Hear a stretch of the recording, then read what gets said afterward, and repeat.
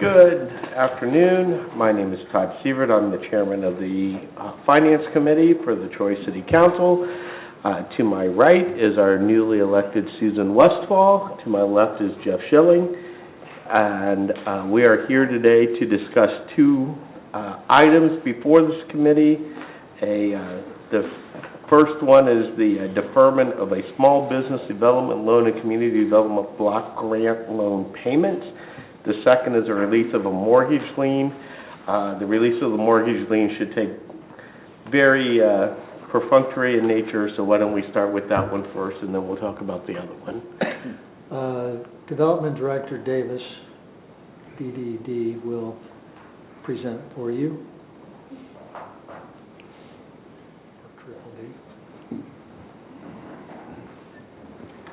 All right, thank you. Are you asking to start with the deferment first?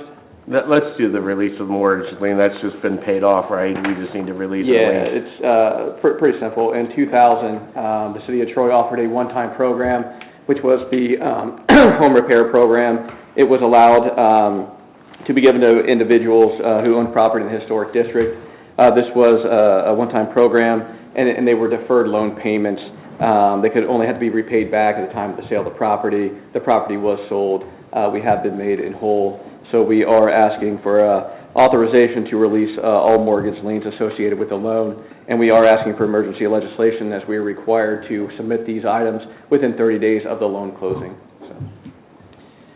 Anybody have any questions about that? Ms. Westfall? No. Mr. Schilling? Anybody in the audience have any further comments or discussion relative to that? Okay. How do you wish to proceed, Ms. Westfall? Proceed with doing that? Yes. And are you okay with an emergency? I am. Okay, yes, Mr. Schilling? Okay. We would ask that a unanimous report be presented to council, that we would proceed with emergency and release Ms. Kendra Fox lien. The second one is potentially a little bit more involved. That's the deferment of the small business development loan and community development block grant loan payments. Everyone has gotten the sheets that sort of discuss that, but is Mr. Davis going to be the presenter on that one as well? I will turn the floor over then to Mr. Davis for discussion in that regard. All right, thank you. We are asking for authorization to allow for a 3-month deferral on loan payments of principal and interest with no penalties from February through April of 2024. This would be for the 18 businesses who have loans with both the small business development loan and the community development block grant programs. Essentially, we're asking this because you may have heard of a West Main Street project that consumed a lot of the year last year, as well as an issue with a tavern building. Once again, you may have heard of both of those. Because of that, and with the recent settlement agreement, which targets an opening date of the road for April 30th, we are asking that this 3-month deferral be in line with that, giving relief to the businesses who were may have been negatively impacted due to the lane closures and road closures that occurred. With that, we are asking for the 3-month deferral to begin February 1st and on April 30th, and we are asking for emergency legislation so we can contact the individuals at their request and also contact the banks, because most of these, if not all of them, are on automatic payments through their banks.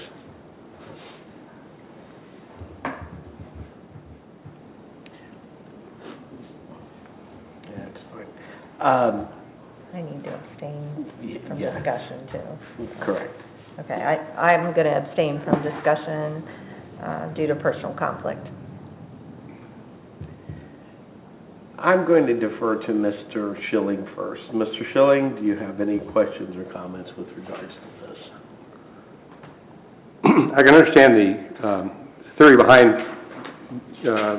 waiving the loan payments for the 3 months for those businesses. And my question is what,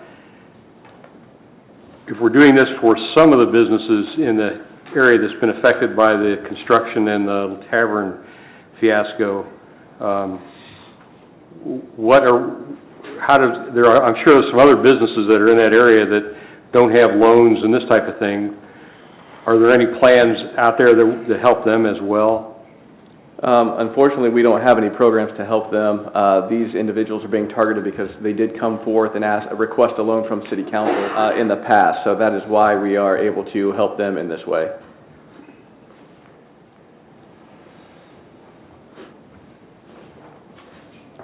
And it is only for the businesses within the historic district that have loans with us. I think it's 18 of the 22.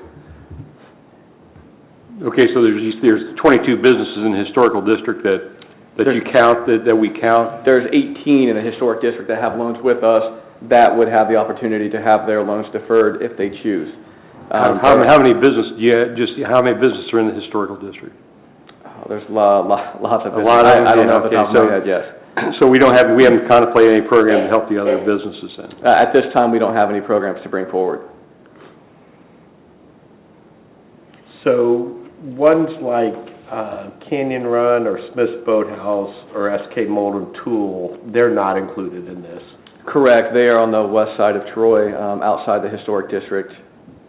Probably weren't impacted by the direct closure of West Main Street. What is 107 West Main Street LLC? 107 West Main Street LLC is the Masonic Temple building. Okay, so that's the O'Neill Ernst project. That's correct.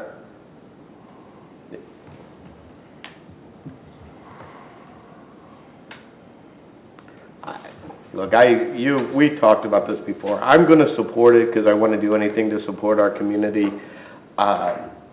I sort of concur with Mr. Schilling's sentiment that this is a handful of people that have been put out by these projects.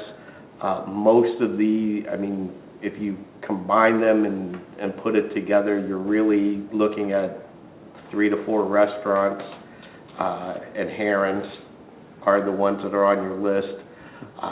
Obviously, they are important to our downtown. We want to continue to support our downtown, in my opinion. But I do think that we should, if we have the funds, look at a mechanism to make it of a broader scope application. I do think that the intention here is to recognize the impact that these events have had on these businesses, and this provides a convenient way for us to support them through this process. But really, it's Mojo's, Heron, Scott's, Miso, Caroline, Moeller.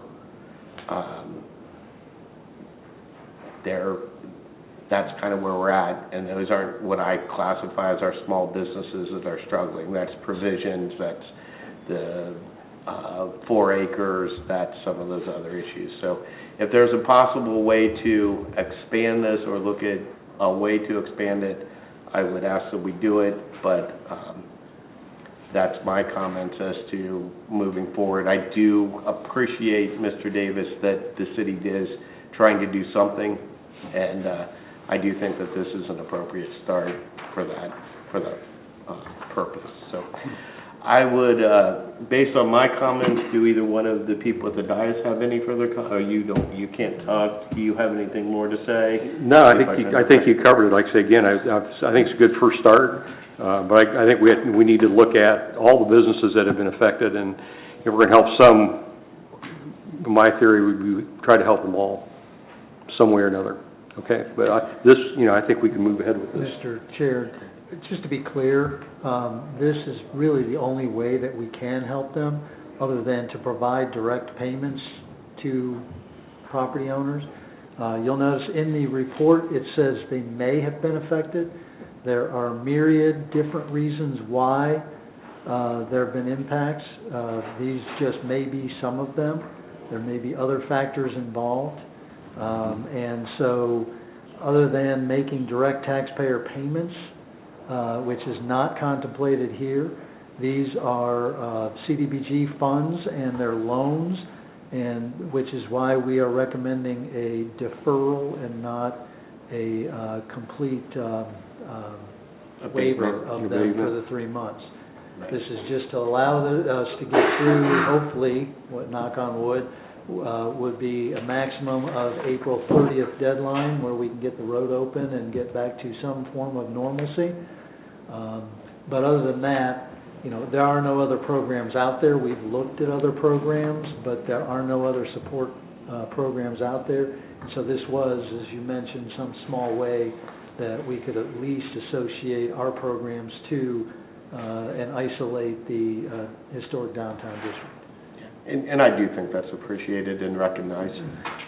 Anybody in the audience have anything they wish to comment on in this regard? Okay, seeing nobody in the audience, no other council members have any further comment.